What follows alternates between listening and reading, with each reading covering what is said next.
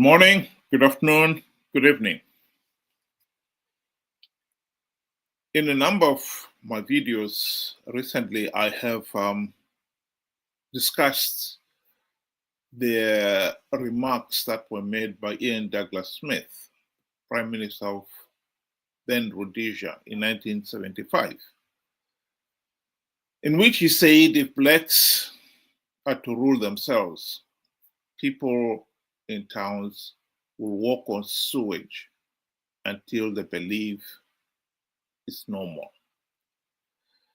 He went on to talk about how infrastructure will all collapse, etc., etc.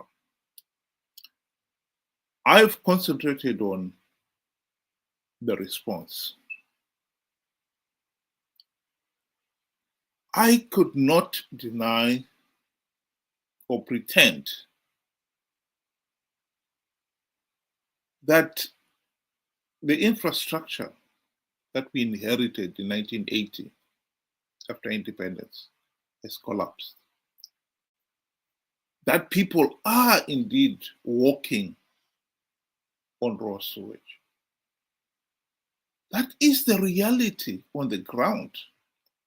The question is, how are we going to respond? This is a photograph of one of the apartments, I think it's in Harare or Bulawayo or one of the other cities. It's not unique to any particular city. It's very common in Zimbabwe, in which you can see in the foreground the raw sewage. On the walls of the building, how the sewage has been flowing, overflowing onto the walls. This is the reality. Are we going to pretend that Ian Smith's prediction was just a racist remark?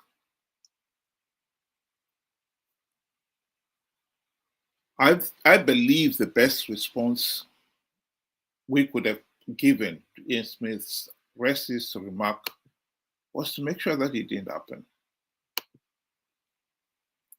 That would have been the best response. Country gained its independence and it prospered.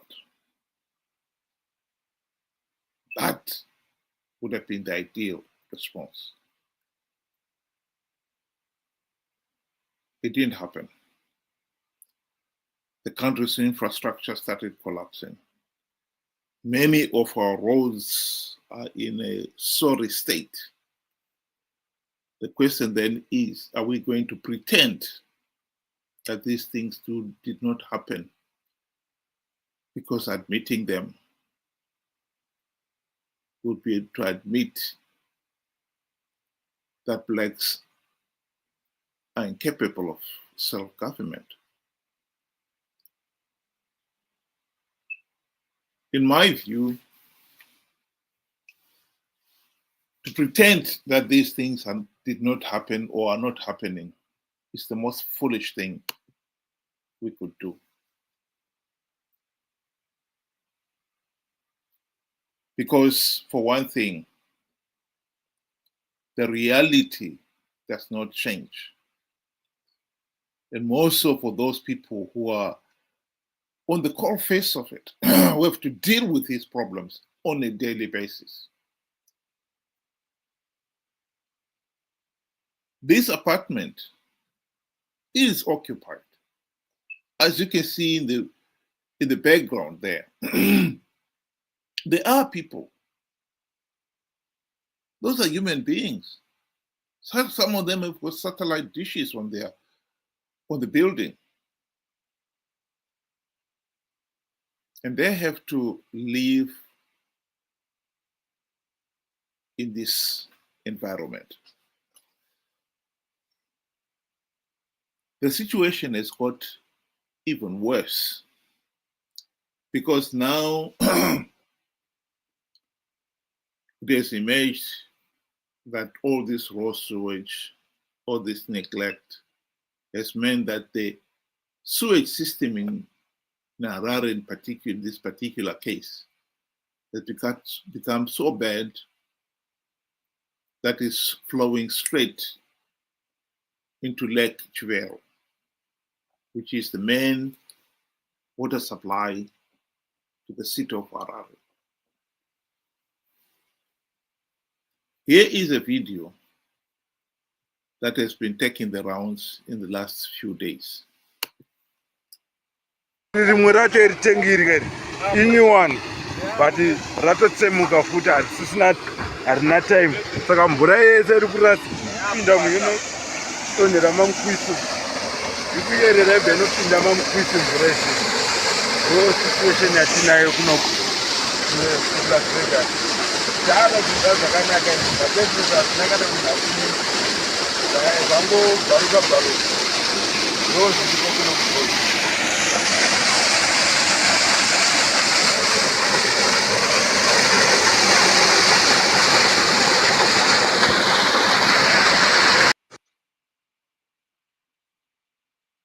There have been videos showing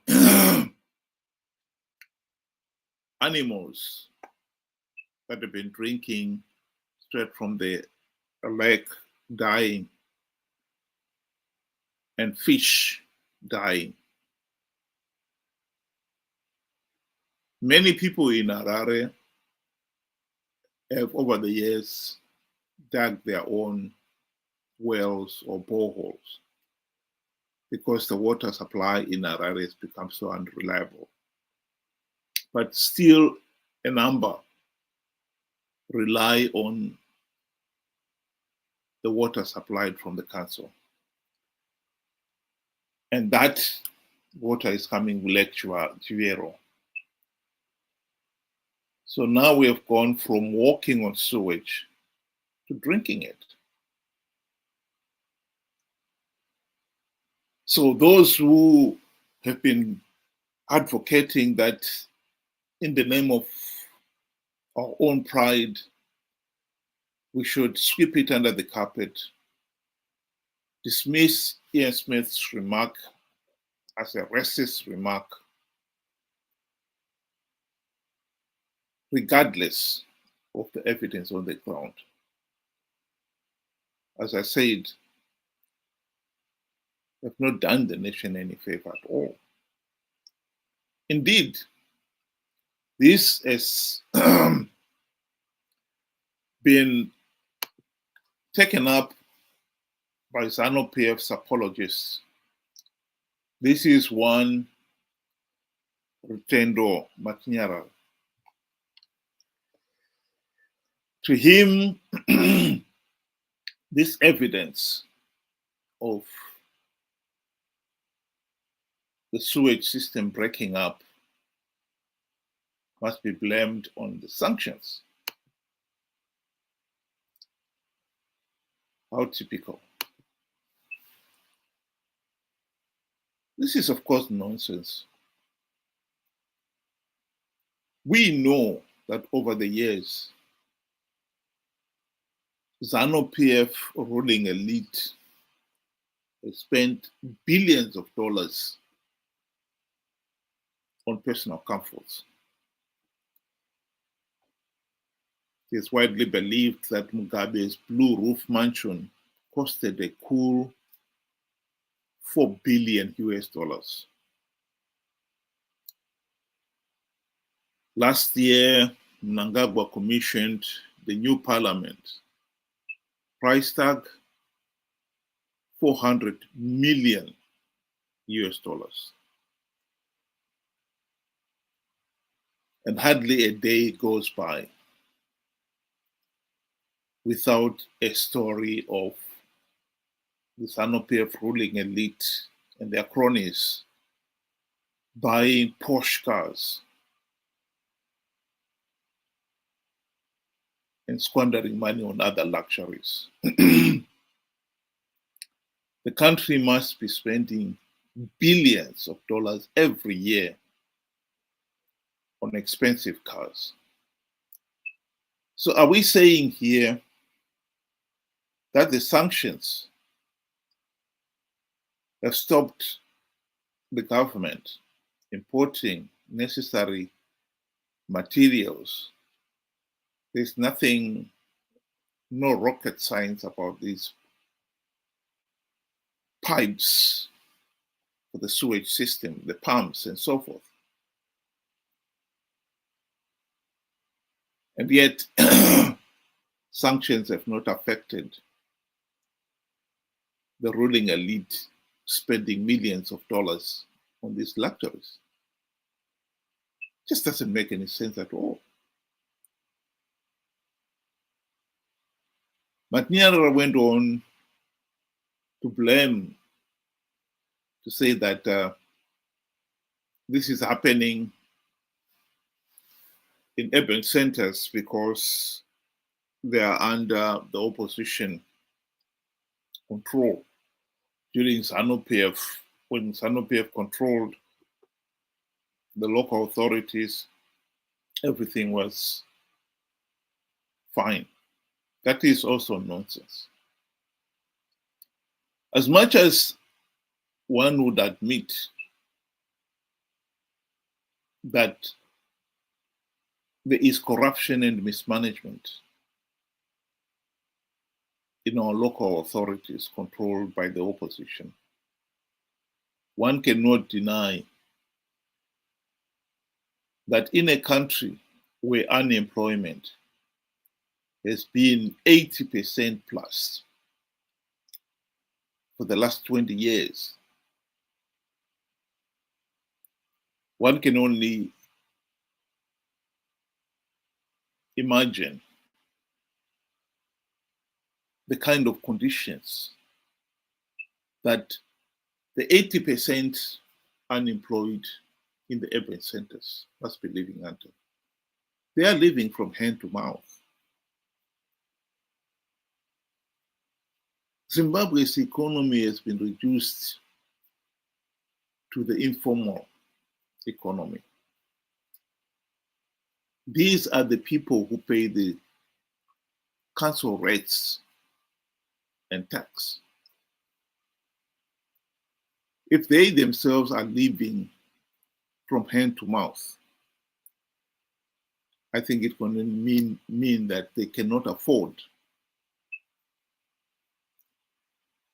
much. How do you expect the local authority to have a 5-star service in a country where those people paying the rates cannot afford anything? So it is nonsense. As much as the local authority must be blamed for the wastage of resources and so forth, it cannot be denied that the main problem here is at government level. Zimbabwe's economy has collapsed. I've said on this side, and I'll say it again, Zimbabwe is a failed state. 44 years of gross mismanagement, rampant corruption, and tyrannical rule has reduced Zimbabwe into a failed state. Zimbabwe's economy is the worst performing economy in the whole SADC region. Corruption in Zimbabwe has gone into overdrive. These are the realities on the ground. Ian Smith, as much as people can deride him for being a racist, he is a racist. I'm the first one to admit it. But we cannot address these problems by pretending that his predictions, they have not come true. As Zimbabwe's economic failure and political failure prove that blacks are incapable of self-rule, The answer is, of course not. There are other countries, notably Botswana and South Africa in our region, who are doing well. Not gloriously well, but at least most of their people are not walking on sewage, much less drinking it. We could be that. Those are black people. I think what we need to address in Zimbabwe is the reality that ZANU-PF and their sidekick, MDC-CCC, are corrupt, incompetent, and in the case of ZANU-PF, murderous thugs. We need to address those problems if we are ever going to get out of this mess. Sweeping these problems under the carpet, under the pretext that admitting it will be to admit that Ian Smith was right, is foolish. And to blame the failures on sanctions and some such feeble excuse is unforgivable. Zimbabwe is going to hold its elections in 2028. Last year's elections were rigged. That is a reality.